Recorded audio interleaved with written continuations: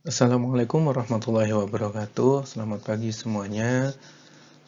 Terkait dengan mata kuliah Sejarah Pemikiran Ekonomi, hari ini kita akan membahas tentang aliran monetaris, di mana aliran monetaris ini masih ada kaitannya dengan pembahasan sebelumnya, yaitu mazhab Keynesian. Pada presentasi pagi ini, saya akan membagi menjadi 6 bagian. Yang pertama, kita membahas tentang latar belakang munculnya aliran monetaris ini. Dilanjutkan dengan kritikan terhadap kebijakan investasi Keynesian yang mengundang kontroversial pada saat itu dan menimbulkan beberapa masalah. Kemudian dilanjutkan yang ketiga, yaitu pokok-pokok pikiran moneteris. Di sini kita akan membahas secara detail bagaimana pemikiran dari orang-orang monetaris, baik dari kalangan tua maupun kalangan muda. Berikutnya tokoh-tokoh aliran monetaris. Di sini saya akan menunjukkan pada kalian beberapa orang atau tokoh yang cukup terkenal. Bahkan ada satu di antara mereka meninggalnya masih di tahun 2000-an, lebih tepatnya 2006. Berikutnya adalah Milton Friedman yang mengembalikan pemikiran dari Adam Smith tentang kebebasan. Dan terakhir kita akan membahas tentang perbedaan monetaris dengan Keynesian. Yang melatar belakangi dari pemikiran aliran monetaris ini terjadi pada saat kira-kira 30 tahun setelah Perang Dunia Kedua, di mana pemikiran-pemikiran Keynes yang didukung oleh orang-orang Keynesian itu mendominasi pemikiran dan kebijakan di sebagian besar negara barat, baik di Amerika maupun di Inggris, Eropa, dan sekitarnya.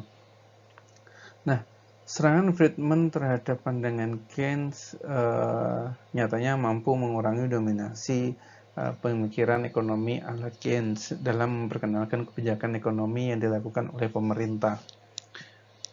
Hal ini ditandai dengan munculnya prediksi yang didasarkan pada ajaran Keynes ini terbukti meleset dan tidak berhasil memecahkan masalah yang dihadapi ekonomi dunia setelah tahun 1970-an. Apalagi dalam menyelesaikan masalah stagflasi, nyatanya kebijakan fiskal seperti suntikan-suntikan bantuan langsung tunai dan lain sebagainya ini boleh dikatakan lumpuh pada saat itu.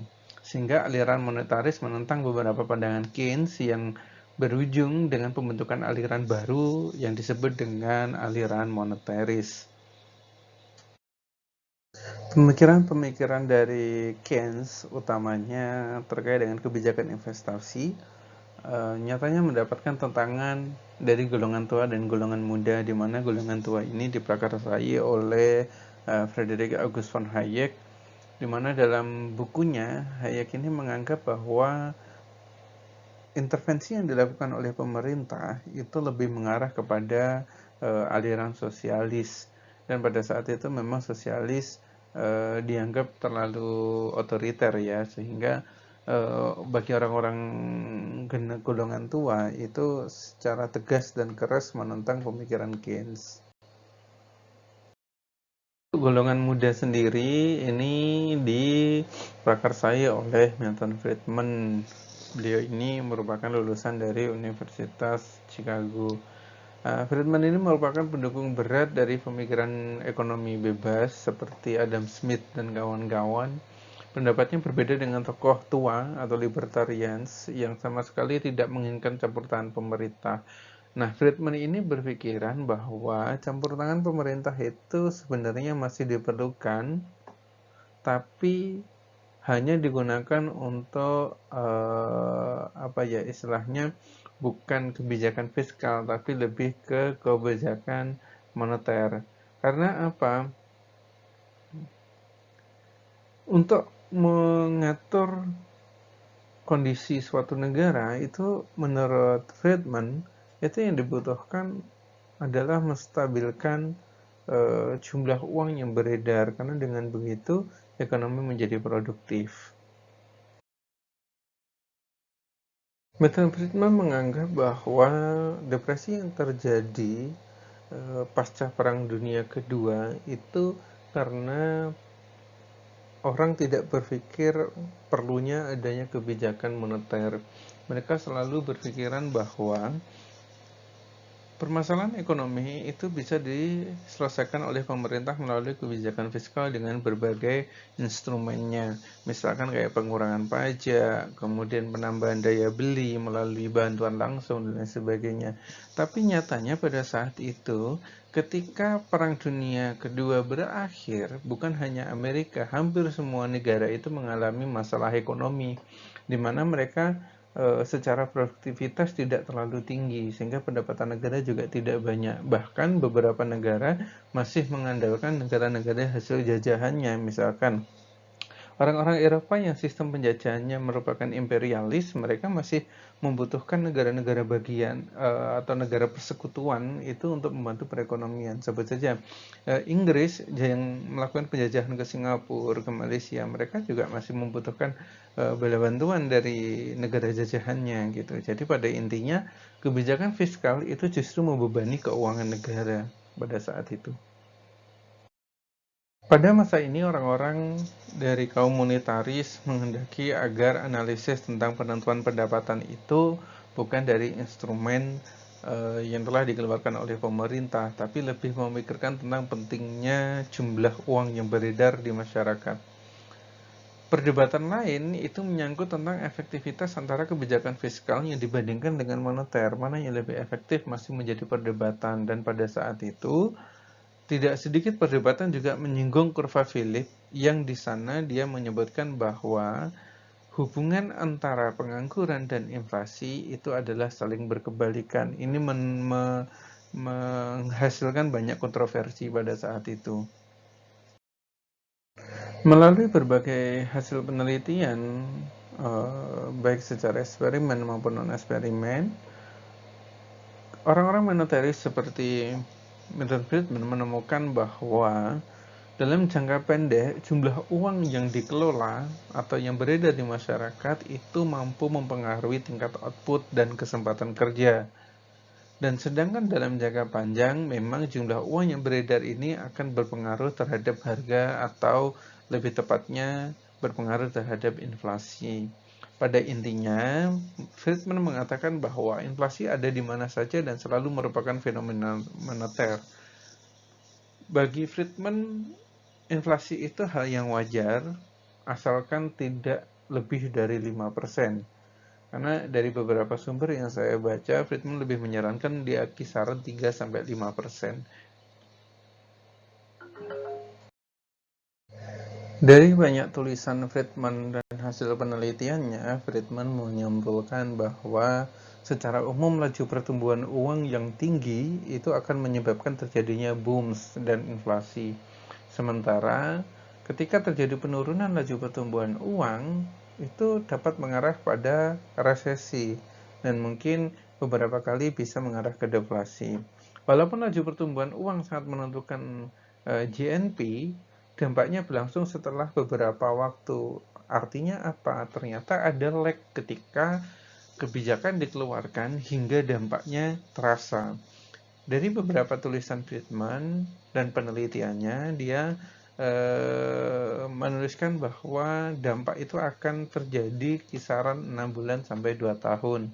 Jadi memang ini bukan kebijakan yang instan. Friedman sangat menganjurkan untuk tidak terlalu sering bermain dengan kebijakan moneter, yaitu dengan menaik turunkan suku bunga dan lain sebagainya. Hal itu disebabkan dampak kebijakan moneter kan berubah-ubah, justru bisa membuat perekonomian tidak stabil gitu. Maka satu keputusan tunggu hasilnya 6 bulan sampai 2 tahun baru ganti keputusan yang lain. Itu arahan dari Friedman. Terdapat dua gagasan penting yang dikeluarkan oleh Friedman. Yang pertama, berdasarkan pengamatan Friedman, Friedman menemukan bahwa ternyata sektor keuangan swasta atau perusahaan-perusahaan swasta itu ternyata lebih stabil daripada perekonomian yang ada di sektor pemerintahan atau BUMN sebutannya sekarang. Dan Milton Friedman juga kurang menyukai kebijakan makroekonomi yang sifatnya aktif dalam fiskal maupun moneter. Aktif itu apa? Pemerintah secara terus-menerus memberikan kebijakan, baik insentif fiskal maupun tekanan moneter. Bahkan secara ekstrim, orang-orang moneteris pendukung dari Milton Friedman ini menyebut bahwa kebijakan makroekonomi yang aktif yang terus-menerus dikeluarkan oleh pemerintah itu lebih merupakan bagian dari masalah sebenarnya.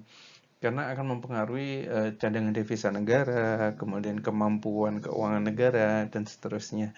Dengan perkataan lain, kaum monetaris ini lebih menghendaki peran pemerintah yang seminim mungkin, gitu. Cukup dengan rangsangan di bidang jumlah uang yang beredar di masyarakat. Cukup sekitar 3-5% sudah cukup untuk mengembalikan perekonomian keadaan yang lebih baik. Implikasi dari kebijakan monetaris itu diantaranya adalah stabilitas dalam pertumbuhan jumlah uang yang beredar itu menjadi kunci dalam stabilitas makroekonomi. Berikutnya, ketika fiskal pengaruhnya kecil terhadap pendapatan nasional, maka yang diperlukan adalah mengelola jumlah uang yang beredar. Yang ketiga yaitu kebijakan fiskal itu sebenarnya bukanlah suatu cara atau alat stabilisasi yang efektif. Dia hanya bisa untuk mengurangi pengangguran gitu, tapi bukannya untuk stabilitas ekonomi begitu. Terkait dengan insentif-insentifnya. Secara ideologis, Milton Friedman ini berpikiran atau gagasan teorinya adalah pemerintah harusnya meningkatkan jumlah uang yang beredar itu 3-5% tiap tahun, tidak usah melakukan hal lain. Nah, ketika pemerintah menaikkan 3-5% uang yang beredar, ini akan diikuti dengan kenaikan harga sekitar 3-5%. Dan itu bagus untuk produksi, karena itu akan merangsang produktivitas yang dilakukan oleh perusahaan-perusahaan. Itulah kenapa Sri Mulyani juga sering menilainya 3-5%. Rangka analisis yang diberikan oleh Milton Friedman yaitu M kali V sama dengan P kali Q, di mana ketika kebijakan moneter mengarahkan kepada bagaimana uang yang beredar di masyarakat meningkat 3-5%, M-nya naik 3-5%, pasti juga akan terjadi pada Q atau pada output. Output naik menunjukkan bahwa produktivitas meningkat. Produktivitas meningkat akan meningkatkan daya beli. Selain Milton Friedman, siapa saja yang menjadi tokoh-tokoh aliran moneteris tersaji dalam 2 slide berikut ini. Beberapa bukti bahwa Milton Friedman ini mengembalikan pemikiran klasik dari Adam Smith. Yang pertama adalah berdasarkan Federal Reserve, sistem lembaga ini telah berbuat sebaik-baiknya tetapi tidak mampu menghentikan penurunan. Nah, Friedman secara radikal mengubah pandangan konvensional tentang ini. Berikutnya, pemerintah bertindak tidak tepat dalam membalikkan resesi dan malah memperparah depresi terburuk abad ini atau di 30 tahun setelah Perang Dunia Kedua. Nah, salah satu alasan dari pengabaian kebijakan moneter ini adalah bahwa pemerintah tidak mempublikasikan jumlah persediaan uang atau devisa negara, kas negara. Selain itu juga pemerintah abai dengan menghitung atau mengkalkulasi uang yang sedang beredar di masyarakat.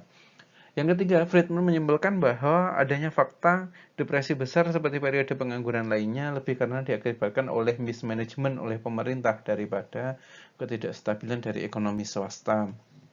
Dan depresi ini bukan kegagalan sistem usaha pasar bebas sebenarnya, tetapi lebih pada kegagalan dari pemerintah. Nah, buku-buku yang ditulis oleh Friedman ini lama-kelamaan telah mengganti pendapat kegagalan pasar yang disampaikan oleh pemerintah sebelumnya. Nah, solusi Friedman, pendekatan yang lebih baik adalah mengadopsi standar uang dan mengadopsi standar aturan legislatif, bukan lagi standar emas yang digunakan. Nah, Friedman menyarankan target moneter antara 3-5%. Bahkan banyak pemerintah saat ini juga di berbagai negara itu mengadopsi kebijakan ini. Sri Mulyani pun sampai sekarang dalam berbagai kebijakan beliau mempertahankan tingkat inflasi di Indonesia itu kisaran 3-5% karena itu akan meningkatkan produktivitas. Nah, hal mendasar yang membedakan pemikiran dari kaum monetaris dengan Keynesian yang pertama adalah orang-orang Keynesian ini percaya bahwa perekonomian cenderung berada dalam posisi seimbang di tingkat output rendah atau dalam short run. Masih ingat ya beberapa analisis di minggu kemarin bagaimana tentang short run dan long run. Berikutnya, kaum monetaris tidak percaya pada teorinya Keynesian yang mengatakan bahwa perekonomian cenderung berada pada keseimbangan di tingkat output rendah.